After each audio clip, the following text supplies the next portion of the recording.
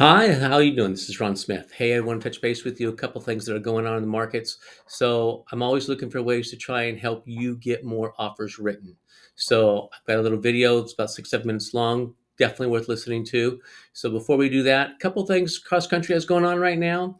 We're actually able to do manufactured homes in parks, so that's an option for you. And we're actually pretty darn aggressive in that arena, as well as we have an automated, or excuse me, artificial intelligence home equity line of credit. So it's completely done through automation. There's no appraisal, nothing like that.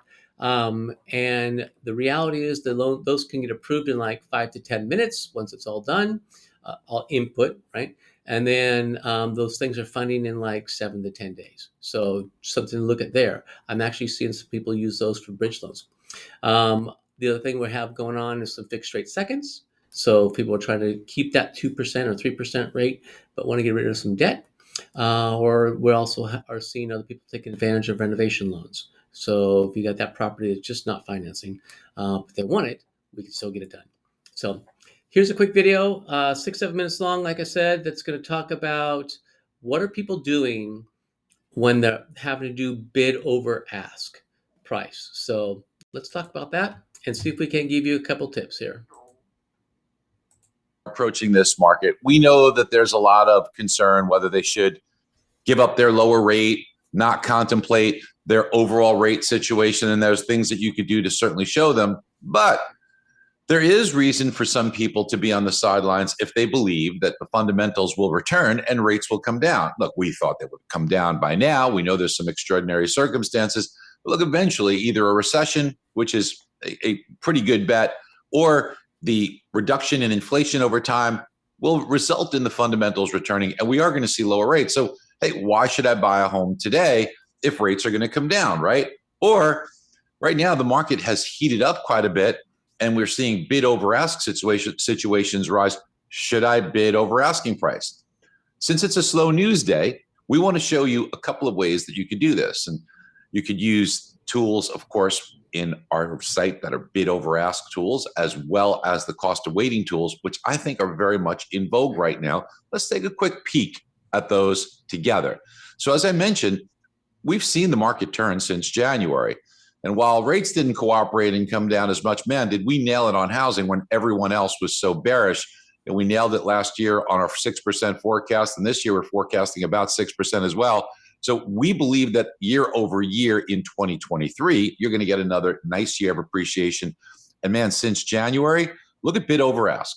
Bid over ask, 33%, a third of homes, and rising according to the National Association of Realtors. So you are probably experiencing some of this, and this is pain that your realtor's feeling. Now, how can you go out right now? And I know that things are slower. So we're trying to give you some ideas as to, look, when I was originating, this is what I do. I would try and create value from our referral sources.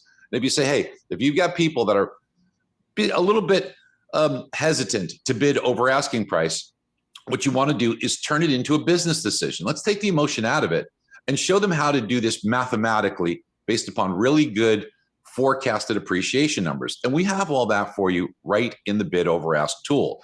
Let's look at an example that we actually used an actual case study on. Say a home has a current value as per an AVM of 580.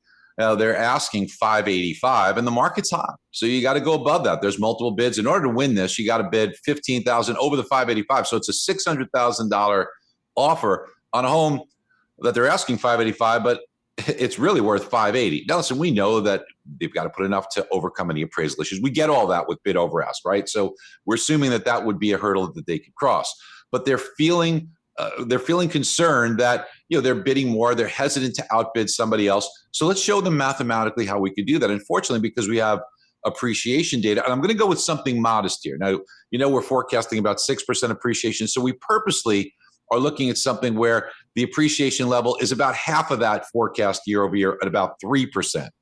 Even with that, it would take about 8 months to break even. That's going to take you 2 months to close. So I'm in the home 6 months and I've broken even. That's not so bad. Now, look, there'll be some markets where this will be longer, but there's also going to be markets where this might be 3 or 4 months or 2 months. So this will at least help the client and realtor evaluate it based upon some formula as opposed to just emotion or competitive spirits. Now, what about longer term? Well, this market is going to average 4.15%. It's pretty modest over the next 5 years. So how much money is this client going to make on the home? And here it is, almost $132,000. Now, in the absence of this, they're just poking blindly.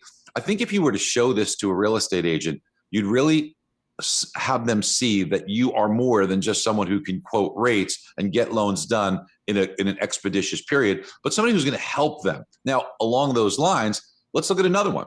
So maybe people do agree with us and they think that rates are coming down. So if rates are going to come down, then why should I wait to buy?